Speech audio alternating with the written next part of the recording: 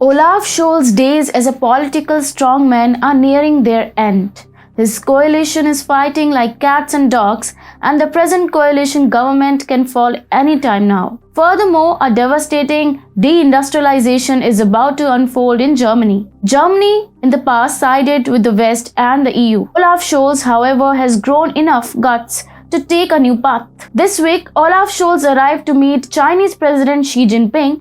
Although they are saying this is for bilateral cooperation, but anyone can sense that this gathering is nothing more than a meeting of two losers. Hello and welcome to TFIGlobal, the foreign affairs and geopolitical analysis arm of TFI Media Group.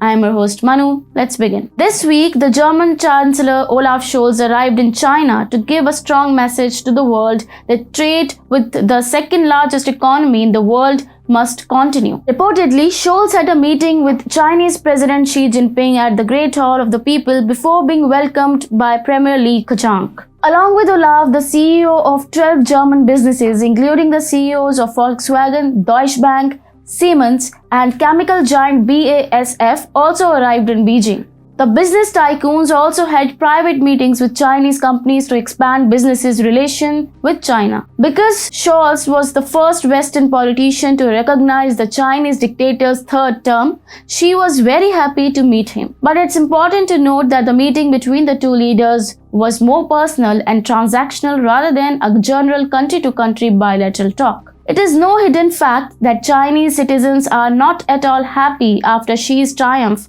for the third term. Xi was welcomed with a bloodbath in the stock exchange when he was confirmed as president for the third term. And why not? For the last 3 years, Xi has wreaked havoc on the Chinese economy with his nonsensical zero-COVID policy and other policies. He has threatened the confidence of foreign investors like there is no tomorrow. Further, the appointment of his close men in Politburo rather than experienced economists has further intimidated the investors. Before COVID-19, she predicted that the country's GDP and GDP per capita would have doubled by 2035. But the businesses are now running away, and hence China's pipe dream to be an economic superpower is falling flat with it. However, with the help of Olaf, she is looking to regain the lost ground, and the same goes for Olaf. Germany's economic woes are ideal circumstances for Xi to control Europe and use Olaf as his puppet in the West. Even Scholz is interested in doing so because he has become one of the most unpopular leaders in Germany